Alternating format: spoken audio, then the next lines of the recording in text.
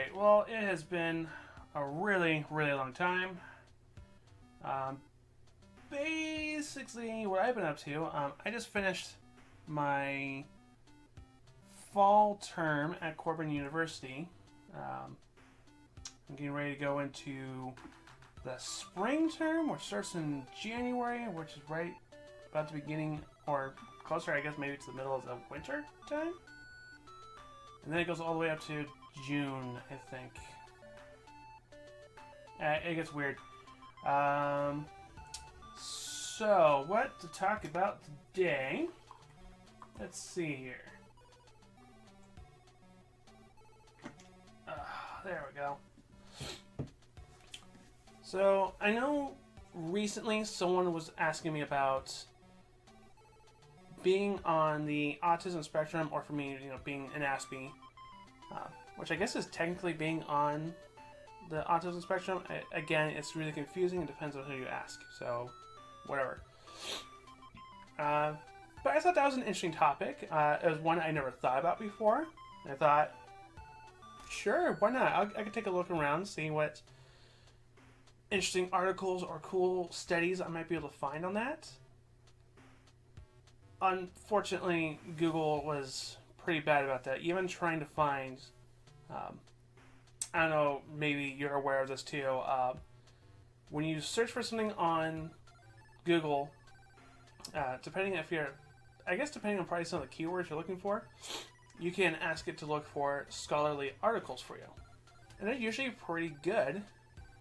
Even if you don't agree with them, they do provide good information, actually say where they got it, where they got their information, some of the things that they're going to be citing, or just even in general saying who is spearheading a certain study.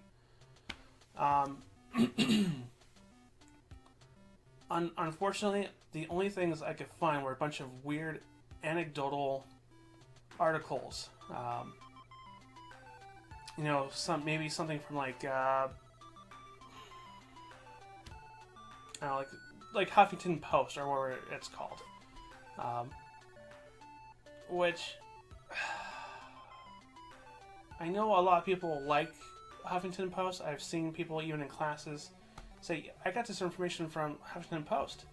That's great, but I mean, it's also another place where a lot of people can publish their stuff. It doesn't mean it's true. It doesn't mean it's correct.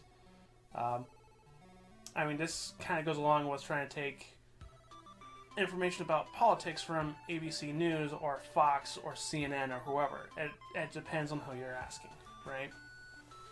It doesn't necessarily make it true. It doesn't necessarily mean that it's the correct thing. So there's that. And I guess honestly what that kind of comes back to is when you're searching for something online about autism, you really have to be careful of what you're reading.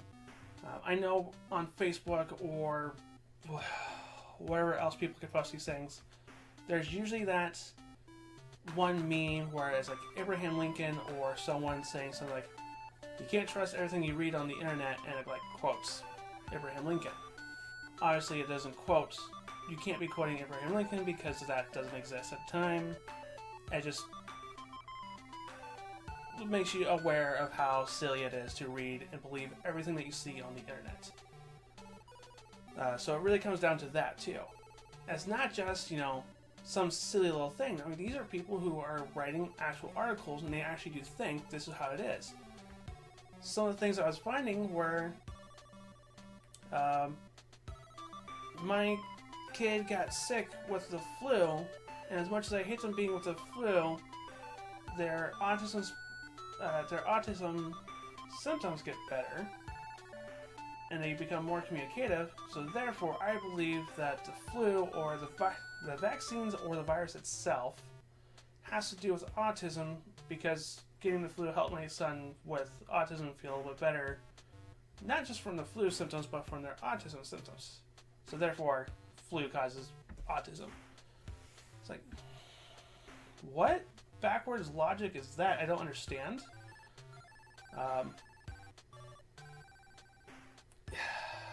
A lot of that kind of stuff happens out there. Or something along those kind of lines. It gets really, really just silly when it comes to that.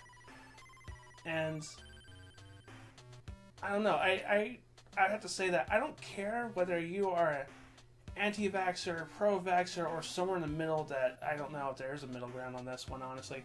But if you're somewhere in between those,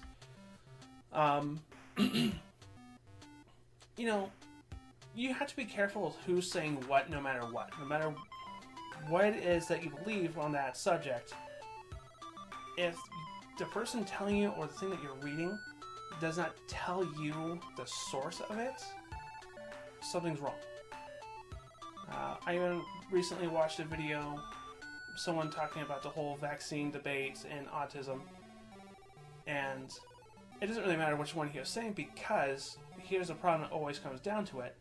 This person not one time said who the author of the study is, where the study's being taken, what institution is funding it, where in the world is it happening. They never said any of that. They just kept talking about the scientists, the researchers, psychologists, whatever. They just kept saying all these things. But they never one time said who it was that they're quoting. Again, be careful what you're reading with those kind of things. So it gets ridiculous on the internet. Let's see. I have a few notes here. Let's see what I got. I know. I know it seems kind of silly for me to say, be careful what you're reading. I'm going to say there's been some forums that I've visited before. I never signed up for any of the forums just because I never felt the need to connect with fellow aspies. I never felt that need to. I just kind of try to connect with people around me. But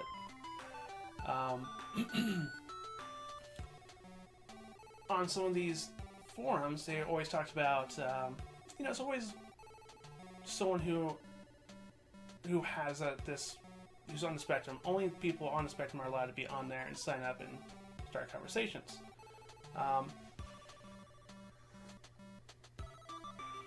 Which again, obviously, you don't know who these people are. Maybe they're saying they're an aspie and they have no proof.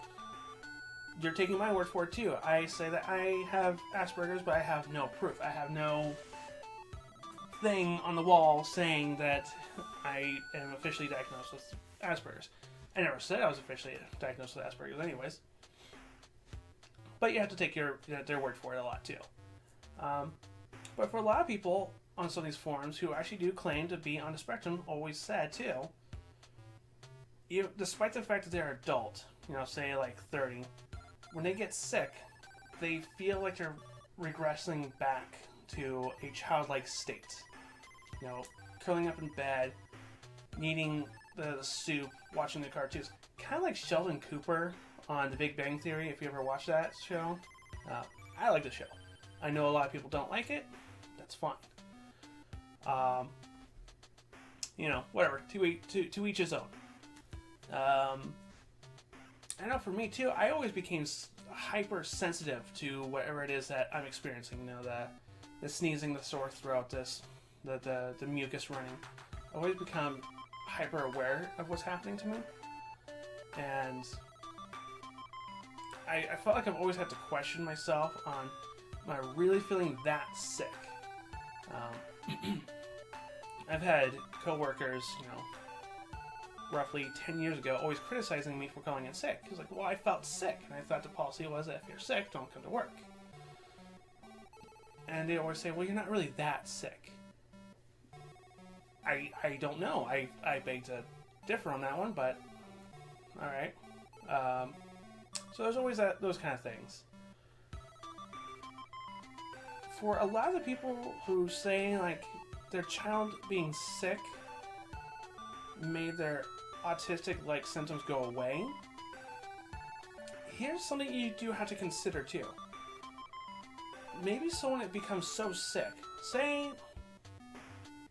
I don't know, let's say somehow, for some whatever reason, you're over in, like, you're in Asia, you're in China or Japan or something like that. Or, let's say, or in a European, like France. I almost said French, that's not the country. You're in France. You don't really speak the language, at least not very well. and you become sick and you need help immediately, you will be desperate to try to figure out a way to communicate with the people that you need help, right? Now think about an autistic person who, more or less, in a foreign land, who do not know how to communicate very well.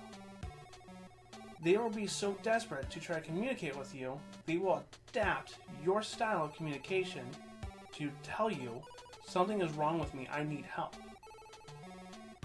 So while they're getting better in their autism, perhaps very briefly, they are so desperate to tell you, I am sick, I need your help. They will do whatever it takes, even adapting your style of communication to get there.